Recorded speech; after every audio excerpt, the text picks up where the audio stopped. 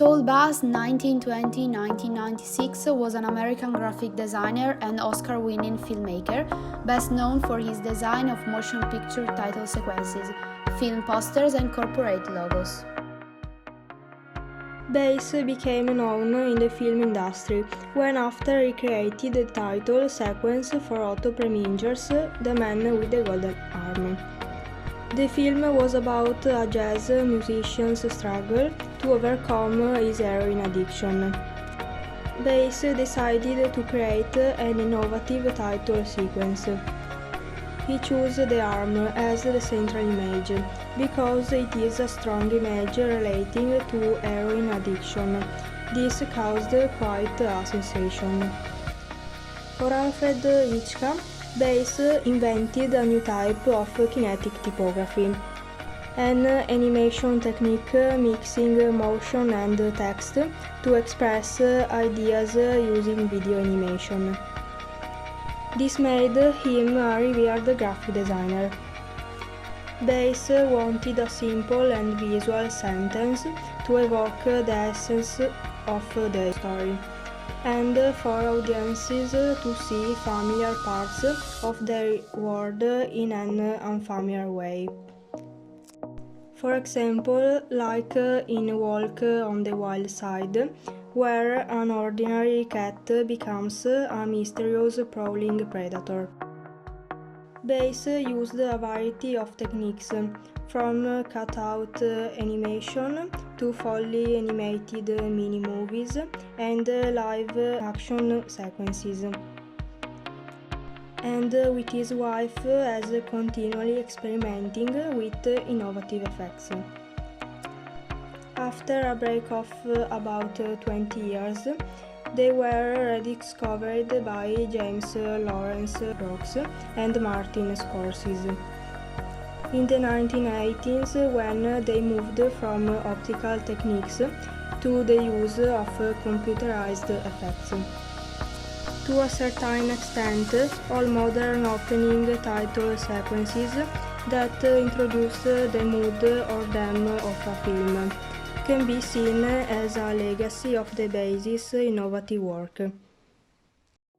Saul Bass designed emblematic movie posters that transformed the visual of film advertising. He was so impressive that he was copied by everyone. In fact, many posters have his name, but they are all imitation.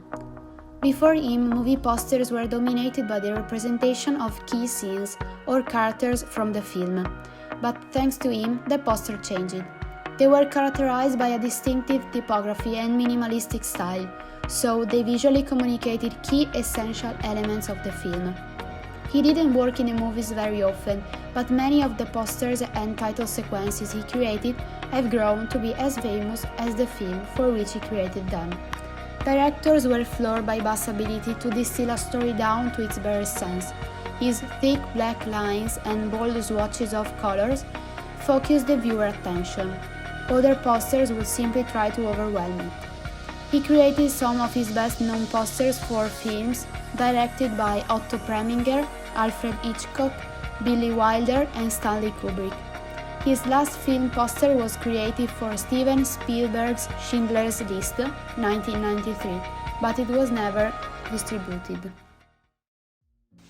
Alex Toth was born in 1981. He is a Spanish artist, graphic designer, illustrator and typographer. He was born in Barcelona, and after completing his studies at El Seva, Toth established his own design studio in this city. Here he worked for 2 years at the design studio Turmix and Bazava before relocating to New York City, where he currently works. Toth has created design, illustration and typography for a diverse range of clients, Nike, Adidas and Puma. He has created album covers for Katy Perry's single Roar. Alex works collaboratively with a range of clients traversing music, fashion, editorial, for developing a visual language for bands like Rolling Stones, Arcade Fire and Vampire Weekend, to expressively communicating a new product or direction for companies like Coca-Cola and British Airways.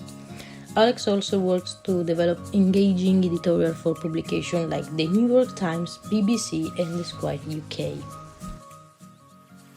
Therefore, the aim of graphic designers is to represent the visual identity of a topic. in the most attractive way.